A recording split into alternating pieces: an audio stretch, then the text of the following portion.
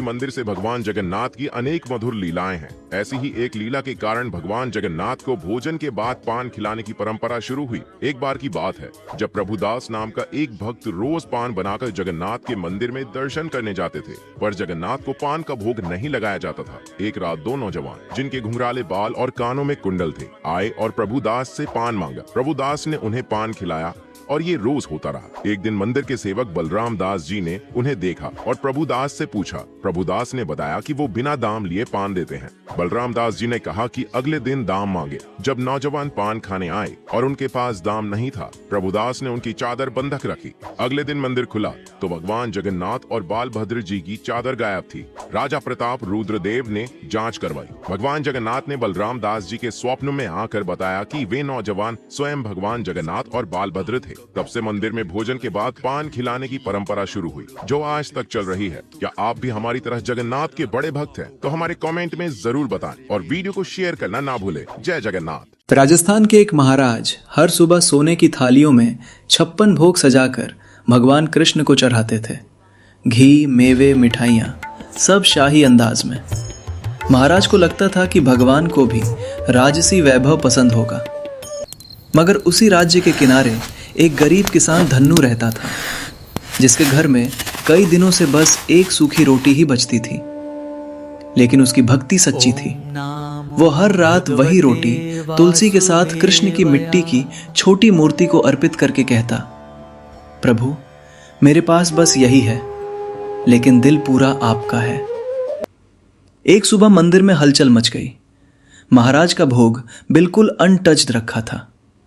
पुजारी हैरान थे कि भगवान ने इतनी शानदार थाली क्यों नहीं छुई।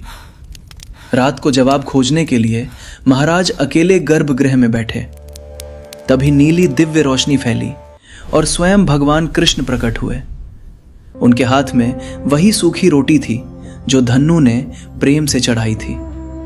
कृष्ण मुस्कुराए और बोले, राजन, मैं वैभव नहीं, भावना स्वीकार करता हूं। धन्नू की इस एक रोटी में जो प्रेम है वो हजारों सोने की थालियों में भी नहीं। महाराज का अहंकार टूट गया। अगले ही दिन वे धन्नू के घर पहुंचे और उसके चरणों में गिरकर बोले, तू गरीब नहीं, तू तो भगवान का सबसे धनी भक्त है। उस दिन से मंदिर में पहला भोग राजसी नहीं बल्कि साधारण प्रेम से बने भोजन का चढ़ाया जाने लगा। वृंदावन के पास एक छोटा सा गांव, वहां रहता था एक गरीब तेल बेचने वाला श्रीधर। दिन भर मेहनत करता, पर कर्ज इतना बढ़ चुका था कि साहूकार रोज उसके घर अपमान करने आता था। लेकिन श्रीधर का भरोसा सिर्फ एक पर था, श्याम सुंदर पर। रात को दिया जलाकर वो कृष्ण की छोटी सी मिट्टी की मूर्ति के सामने बैठकर कहता, मुरारी, अगर तू चाहे तो मेरा कर्ज भी नहीं रहता। एक शाम साहूकार ने धमकी दी, कल तक पैसे नहीं दिए तो घर दुकान सब ले जाऊंगा। श्रीधर रोता हुआ सो गया और उसी रात चमत्कार हुआ। दरवाजे पर दस्तक हुई। श्रीधर ने कांपते हुए दरवाजा खोला। सामने एक नन्हा गोपी वेश में बालक खड़ा था। नीली चमकती त्वचा, मोरपंख और मुस्कान। बालक बोला, तेरे काका का भेजा हुआ तेल लेने आया हूं, कहकर उसने छोटी पोटली पकड़ा दी। श्रीधर ने खोली। अंदर चांदी के सिक्के थे, जितना उसका पूरा कर्ज था। सुबह जब साहूकार आया, श्रीधर ने सारे पैसे लौटा दिए। साहूकार चौंक गया, ये पैसे कहां से आए? श्रीधर ने रात की घटना बताई। साहूकार के पांव कांप गए। वो बोला, वृंदावन में ऐसा वेश तो सिर्फ कन्हैया पहनते हैं।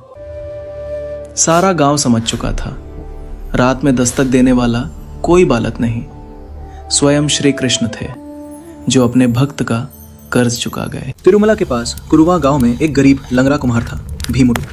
दिन भर मिट्टी के बर्तन बनाता और रात को अपने ही बनाई मिट्टी की छोटी मूर्ति को दही चावल का सादा भोग लगाता था। उसके पैर काम नहीं करते थे, इसलिए वह पहाड़ पर चढ़कर बालाजी के मंदिर नहीं जा पाता था। दूसरी तरफ चोल राजा तोंडमान रोज सोने की थालियों में 56 शाही भोग मंदिर भेजता था। घी, मेवे, मिठाइयाँ, राजसी वैभव। उसे लगता था भगवान को भी वही पसंद होगा जो राजा को पसंद है। लेकिन एक सुबह जब मंदिर के दरवाजे खुले, पुजारियों के होश उड़ गए। राजा का 56 भोग वैसा का वैसा अनटच्ड पड़ा था, लेकिन भगवान बालाजी की मूर्ति के मुख पर दही चावल के दाने चिपके थे। राजा हैरान, परेशान, अपमानित। तभी रात में भगवान ने उसे स्वप्न दिया, राजन, कुरुआ गांव का भीमुडू मेरा सच्चा भक्त है। उसे दिखावा नहीं, केवल प्रेम है।